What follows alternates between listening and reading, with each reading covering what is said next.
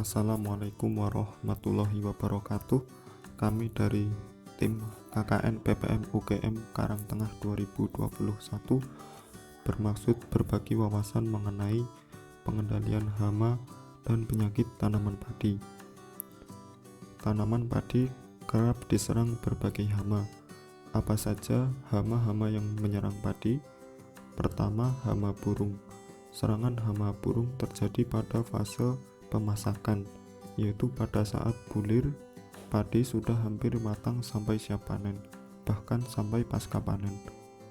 Cara pengendalian hama burung antara lain dengan menjaga sawah dari serangan burung pada pukul 6-10 pagi dan jam pukul 2-4 sore, karena waktu tersebut merupakan waktu kritis tanaman padi diserang burung. Selain itu, tanam dan panen serentak dapat dilakukan untuk membatasi ketersediaan pakan bagi burung. Burung kurang menyukai warna terang atau mencolok seperti warna kuning. Oleh karena itu, tanaman seperti bunga matahari dan tanaman penolak. Berikutnya, hama keong emas. Keong emas merupakan herbivore polifag dan bersifat rakus. Menyerang tanaman padi yang berusia muda, yaitu sejak dari persemaian hingga umur 1 bulan setelah tanam. Gejala serangan ditandai dengan adanya bagian-bagian daun yang hilang pada anakan dan sebagian tercecer di sekitar rumpun. Serangannya dapat mengakibatkan pertumbuhan terhambat sehingga produksi menurun. Serangan tertinggi terjadi sejak tanaman padi sawah umur 7 hingga 21 hari setelah tanam. Cara pengendalian hama keong emas yaitu dengan pemungutan hama keong emas dan penyemprotan bahan kimia dengan berbahan aktif Miclosanida seperti lerak, deris, dan saponin. Berikutnya, hama wareng coklat. Imago berwarna coklat sampai coklat kekuningan. Panjang tubuh 3-4 mm. Nimfa dan imago menyerang tanaman padi sawah dan menularkan virus kerdil rumput dan jenis virus lainnya. Serangan berat dapat menyebabkan gejala hopper burn atau terbakar pada areal pertanaman padi sawah dan menyebabkan puso atau gagal total. Cara pengendalian hama wareng coklat antara lain dengan membersihkan gulma dari sawah dan area sekitarnya. Amati wareng di persemaian setiap hari atau setiap minggu setelah tanam pindah pada batang dan permukaan air. Periksa kedua sisi persemaian. Pada tanaman yang lebih tua, pegang tanaman dan rebahkan sedikit dan tepuk dengan pelan dekat bagian basal untuk melihat kalau ada wareng yang jatuh ke permukaan air. Berikutnya, walang sangit. Tubuh imago berbentuk memanjang atau lonjong, berwarna ada yang hijau dan coklat atau hijau kecoklatan. Panjang tubuh 13-15,5 mm. Nimfa dan imago menyerang bulir padi yang masih muda, menyebabkan padi menjadi hampa. Bulir padi yang terserang biasanya berdiri tegak karena bulirnya tidak terisi atau hampa. Pengendalian hama walang sangit sebaiknya dilakukan secara terpadu, yaitu dengan menerapkan berbagai teknik pengendalian.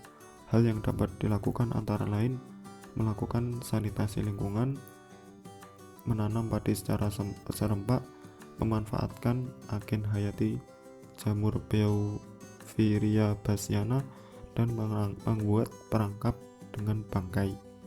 Pengendalian secara kimiawi dilakukan jika populasi walang sangit lebih dari 6 ekor per meter persegi.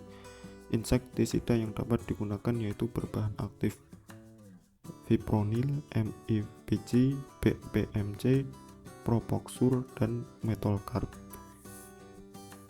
Penyakit tanaman padi. Penyakit pada tanaman dapat disebabkan oleh 3 mikroorganisme yaitu bakteri, jamur, dan virus. Pertama akan dibahas penyakit yang disebabkan bakteri terlebih dahulu. Penyakit yang disebabkan bakteri salah satunya bakteri daun bergaris. Bakteri daun bergaris. Penyakit ini biasanya terjadi hanya pada helaian daun saja.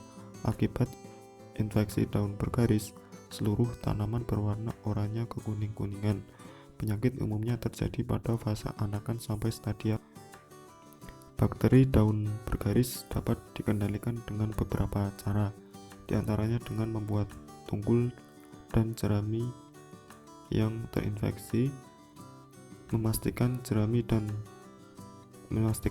dari tanaman sakit sudah terdekomposisi sempurna sebelum pindah tanam, menggunakan benih yang bebas dari penyakit, menggunakan pupuk nitrogen sesuai anjuran, dan memberokan tanah sesudah panen. Kedua, akan dibahas penyakit yang disebabkan oleh jamur. Penyakit yang disebabkan jamur diantaranya bercak coklat, busuk batang, dan blas. Bercak coklat disebabkan oleh jamur Helminthosporium oryzae pada tanaman. Bercak coklat dapat menyebabkan kematian tanaman muda dan menurunkan kualitas gabah.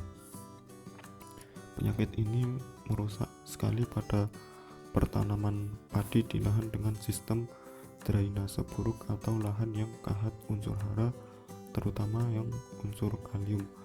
Gejala yang paling umum dari penyakit ini adalah bercak berwarna coklat, berbentuk oval sampai bulat, berukuran sebesar biji wijen pada permukaan daun. Penyakit bercak coklat jarang sekali terjadi di lahan subur. Penyakit dapat dikendalikan secara efektif dengan varietas tahan dan melalui pemupukan dengan 250 kg urea, 100 kg SP36 dan 100 kg HCl per hektar. Berikutnya, penyakit busuk batang. Busuk batang merupakan penyakit yang menginfeksi bagian tanaman dalam kanopi dan menyebabkan tanaman menjadi mudah rebah. Untuk mengamati penyakit ini, kanopi pertanaman perlu dibuka.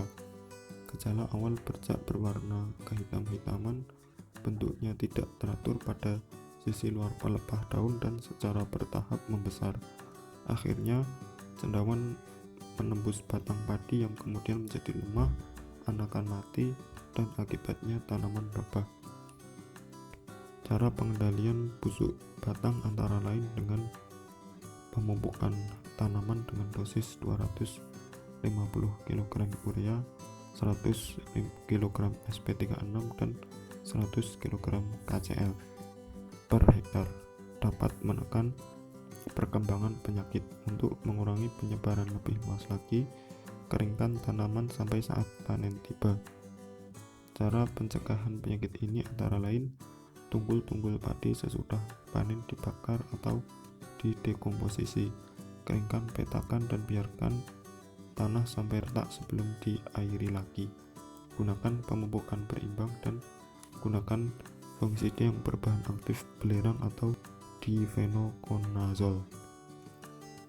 Selanjutnya, penyakit ini disebabkan oleh jamur patogen Perigularia grisae. Penyakit blas menimbulkan dua gejala khas, yaitu blas daun dan blas leher. Blas daun merupakan bercak coklat kehitaman berbentuk belah ketupat dengan pusat bercak berwarna putih.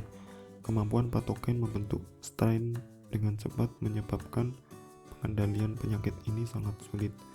Penyakit ini dikendalikan melalui penanaman varietas tahan secara bergantian untuk mengantisipasi perubahan ras blas yang sangat cepat dan pemupukan NPK yang tepat. Penanaman dalam waktu yang tepat serta perlakuan benih dapat pula diupayakan. Bila diperlukan, pakai fungisida yang berbahan aktif metil triofanat, fosdifen atau kasugamisin.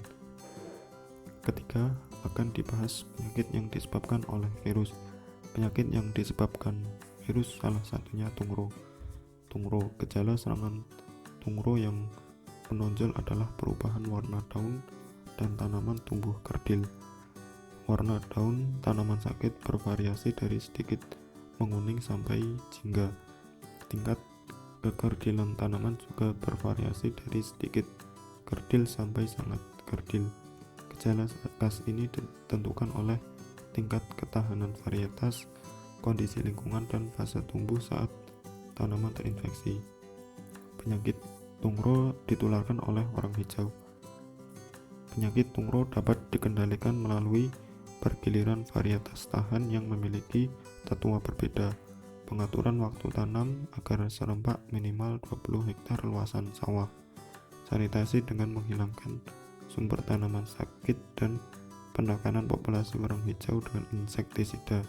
Selain itu dapat juga dilakukan menanam dengan cara jajar legowo, menanam bibit pada saat yang tepat, yaitu dengan menanam bibit sebulan sebelum puncak kepadatan warang hijau tercapai, dan mematikan warang hijau dengan sawah jangan dikeringkan, biarkan kondisi air pada kapasitas lapang agar warang hijau tidak aktif berpencar menyebarkan tungro. Demikian yang dapat kami sampaikan, semoga bermanfaat. Atas kurangnya mohon maaf. Terima kasih.